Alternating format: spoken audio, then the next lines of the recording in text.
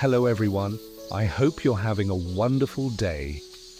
In today's episode, we're diving into one of the most nerve-wracking moments in Jack and Tu Tien's story. After a mysterious accident at the market sends a pregnant Tu Tien rushing into emergency care, doctors fight to protect both mother and baby while the police step in to question, was this really just bad luck? Or the first move in a hidden revenge plan coming straight from inside the prison walls? If you enjoy this kind of emotional, suspenseful storytelling, don't forget to hit subscribe so you won't miss the next videos. The ambulance doors slam shut, and the siren tears through the quiet morning. Jack grips the side rail with one hand, the other locked around Tu Tien's fingers. She lies on the stretcher, face drained of color, breathing in short, shallow bursts. One hand clamps over her lower belly. "Sharp! Here!" she gasps. The paramedic leans over. "How many weeks?" he asks. 12, Jack manages. "She's 12 weeks pregnant. Any bleeding? Dizziness?" "It hurts," Tu Tien pants. "Feels wrong." Jack's heart hammers. He bends close so she can see him. "Hey, look at me," he whispers. "I'm here. We're going straight to the hospital. Just hold on." Outside, traffic blurs past. Inside, the paramedic clips on monitors, calls out numbers Jack can't process. All he can see is the sweat on Tu Tien's forehead and the way her fingers keep searching for his. It was just the market, he thinks. She was just buying vegetables. The ambulance jerks to a stop. The back doors swing open into harsh white light. Pregnant trauma 12 weeks, fall onto lower back, abdominal pain. The paramedic shouts as they wheel her inside. Jack jumps down to follow, but a nurse stops him at the emergency doors. "Family?" she asks. "Husband," he says. "I'm her husband." "We need space to work," she says, firm but gentle. "We'll examine her and the baby. Please wait outside. We'll call you as soon as we know anything." The doors close in his face with a soft thud. Jack drops onto a plastic chair, then shoots back up and paces a few meters, turns, paces back. Sit, stand, walk. His hands shake. "She was fine this morning," he mutters. "We were talking about dinner. I should have gone with her. I should have driven her." "Jack!" He turns. Mother Loi hurries toward him, hair half-tied, breathing hard. "Auntie Lan called," she says, grabbing his arm. "What happened to Tu? Where is she?" Jack swallows. "Inside," he says. "A man bumped into her at the market. She slipped, hit her back on a step. She was holding her stomach. They brought her straight here." "And the baby?" she asks quietly. "They don't know yet," he answers, voice cracking. "They pushed me out. They said they have to check." He sinks back onto the chair and covers his face. A broken sound escapes his throat. "I promised I'd protect them," he whispers. "And now she's in there because she went to buy vegetables." Mother Loi sits beside him. For a while, she lets his shoulders shake. Then she takes his hand. "Jack," she says softly, "how many times have you waited outside a door like this? Surgery, tests, police. You always stayed. What if this time that's not enough?" he asks. "What if there's nothing I can do?" "I'm her mother," she says. "That's my grandchild. I'm terrified too. But if we fall apart out here, how will she feel when she wakes up and sees us?" He looks at the closed doors. "So we do what we can," she continues. "We sit, we wait, we pray however we know how. And when they open that door, whatever they say, she will see you standing." Jack draws a shaky breath and nods. "Okay," he says. "Okay." They sit side by side. At last, the doors swing open. A doctor in a pale blue coat steps out, mask pulled down, chart in hand. "Family of Nguyen Tu Tien," she calls. Jack is on his feet instantly. "I'm her husband," he says. "How is she? How's the baby?" Mother Loi rises beside him, fingers laced together. The doctor studies them, then nods. "Right now," she says. "Both mother and baby are out of immediate danger." Jack feels his knees weaken. "They're okay," he whispers. "There's bruising on her lower back," the doctor explains. "We were worried about internal bleeding and a threatened miscarriage, but the ultrasound shows the fetus still has a heartbeat, strong for now, no sign of detachment." "For now," Mother Loi repeats. "It means we'll keep her under observation," the doctor says. "The next 48 hours are important. She needs strict rest, no heavy work, no stress. Any pain, cramping, or bleeding, you bring her back immediately." Jack nods. "We'll do everything you say," he says. "Thank you." "You can see her for a few minutes," the doctor adds. "She's awake, just tired. Please don't upset her." She gestures down the corridor. Jack and Mother Loi walk toward the room together. His hand trembles on the handle as he pushes the door open. Inside, the lights are softer. Machines beep quietly. Tu Tien lies half-sitting against raised pillows, hair messy, hospital gown loose at the collar. An IV drips beside her. Her eyes are closed. "Tu," Jack says quietly. Her lashes flutter. She turns her head and sees him. Her face crumples with relief. "Jack," she whispers. He's at her side in 2 steps. For a moment he just stands there, then finally takes her hand. "I'm sorry," she murmurs. "I tried to be careful. I didn't see him. It was so fast." "Hey," he cuts in gently. "Listen to me. This is not your fault. Not even 1%. Tears slip sideways into her hair. "The baby?" she asks. "They didn't tell me? Is our baby still—" Jack lets out a shaky laugh and nods. "The doctor said the heartbeat is strong," he says. "You scared us half to death, but the baby is still hanging on. You both are." She closes her eyes as a sob shudders through her. When she opens them again, they're wet but clearer. Mother Loi steps closer, wiping her own eyes with her sleeve. She smooths her daughter's hair. "You too," she mutters, already making the whole family cry, and the child isn't even born yet. A faint smile appears on Tu Tien's lips. Jack pulls a chair right up to the bed and sits, still holding her hand like it's the only solid thing in the room. "I thought I lost you," he says softly. "Both of you." "You're stuck with us a bit longer," she answers, voice hoarse but teasing. "So, no more crying in corridors, all right?" He sniffles, half laughing. "No promises," he says, "but I'll try."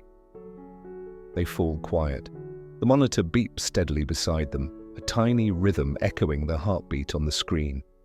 Inside this small room, Jack clings to one simple truth. After the fall, after the sirens, after the longest wait of his life, both mother and child are still here. For today, that is enough. A soft grey afternoon settles over the hospital. Rain taps against the window of Tu Tien's room. The corridor hums with footsteps, but inside it's quiet. The steady beep of the monitor, the slow drip of the IV. Jack sits in the chair beside the bed, fingers laced with hers. He hasn't moved since the doctor left. Every few seconds he glances at the monitor, as if staring at the numbers can keep them from changing. "Are you bored yet?" Tu Tien whispers, turning her head. Her voice is weak but clearer. "I could sit here forever," he says. "I'm not going anywhere." "You say that now?" she murmurs. "Wait until they bring you hospital porridge." He almost smiles. "I've eaten your experimental cooking," he says. "Nothing scares me anymore." She studies his face, dark rings under his eyes, jaw clenched too tight. "You didn't do this," she says quietly. He blinks. "What?" "You're blaming yourself," she replies. "I can feel it. You weren't at the market. You didn't push me. You didn't break the tile." "I should have gone with you," he mutters. "I should have driven you. I should have..." She squeezes his hand, stopping the spiral. "If you keep saying I should have, this baby is going to think its dad hates himself," she says gently. A rough laugh escapes him. A knock breaks the silence. The door opens and Officer Thu steps in, uniform neat, expression calm. A younger officer follows with a notebook. "Sorry to disturb," she says, staying a little back from the bed. "The doctor says you're stable enough for a few questions. If you feel tired, we stop immediately, understood?" Jack straightens. "Questions?" he echoes. "This sounds serious." Tu Tien tries to joke, but her fingers tighten. Officer Thu pulls a chair closer. "We're treating this as an accident for now," she says. "But because of your history with Mr. Tuan, we need to rule out anything intentional." Jack's stomach knots. "You think this was planned?" he asks. "That's what we're trying to find out," she answers. "Mrs. Nguyen, can you tell me exactly what happened?" "I went to buy vegetables," Tu Tien says, taking a slow breath. "I felt fine. I paid, turned to leave, stepped back. Someone hit my shoulder from the side, hard. My foot landed on a broken stone. I slipped. I couldn't grab anything because I held my stomach." "Did you see his face?"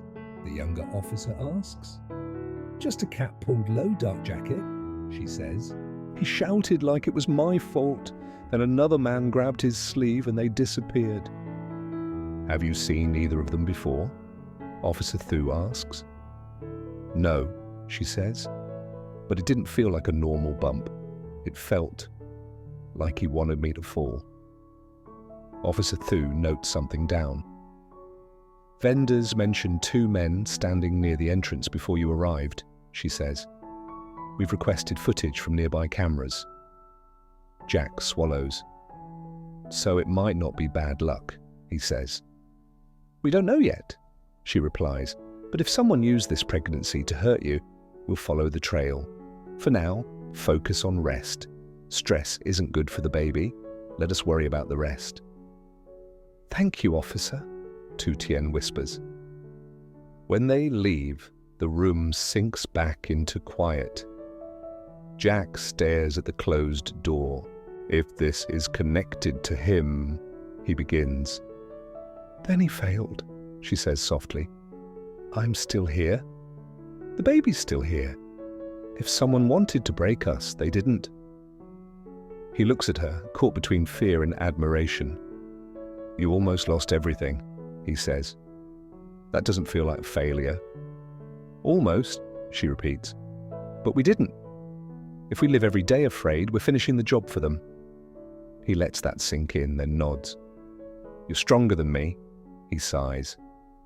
She smiles faintly. "No," she says. "I just practice courage next to you." Far away, metal doors slam. In a crowded prison yard, men line up under a low sky. Guards shout. Boots scrape concrete. Tone carries a crate, muscles burning, eyes colder than before. Scar drifts close, voice low. "News from outside," he says. "You remember the market job?" Tone doesn't look at him. "What about it?"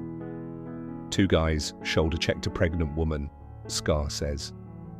"She went down, ambulance panic, lots of shouting, just like we ordered."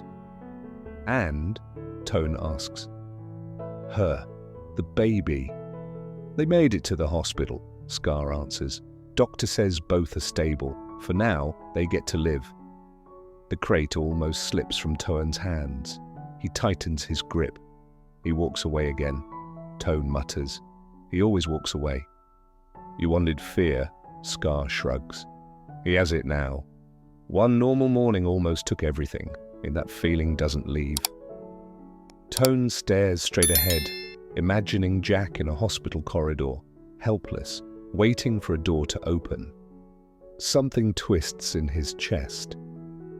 He thinks this was the worst of it, Tone says quietly. He'll hold her hand, thank the doctor, tell himself the nightmare's over. Scar's mouth curves. And is it? No, Tone whispers. Fear was only lesson 1. A whistle blows, men move. Tone lifts the crate again, but his thoughts stay on the picture in his head. Jack exhausted, grateful, believing in peace again. Back in the hospital, evening thickens. Nurses dim the lights, footsteps in the corridor fade. Mother Loi dozes in a chair near the door, arms crossed, chin on her chest. Jack sits closer to the bed. He lays his hand over Tu Tien's, which rests on her belly. Hey, little one, he murmurs. You're tougher than your dad. Next time give us a smaller test, okay? Tu Tien smiles with her eyes closed. Tell that to the person sending the tests, she says. He exhales a sound between a laugh and a sigh. We'll change things, he says. No more going out alone. Cameras at the farm. We tell Vin, Mai, everyone. We stay aware. And we still cook, she adds. Still plant trees. Still visit the kids when it's safe. If we hide from life, he wins. So we live smarter, Jack says, not smaller. Exactly, she whispers. Rain taps at the window. Somewhere, police rewind footage frame by frame. Vendors retell the story of the pregnant woman who almost lost everything. Behind grey walls, a man mistakes fear for victory. But inside this small room, under soft light and a steady double heartbeat, Jack and Tu Tien quietly choose their own niche. Not terror, but holding on, healing, and daring to be happy, even knowing someone out there is already planning the next move.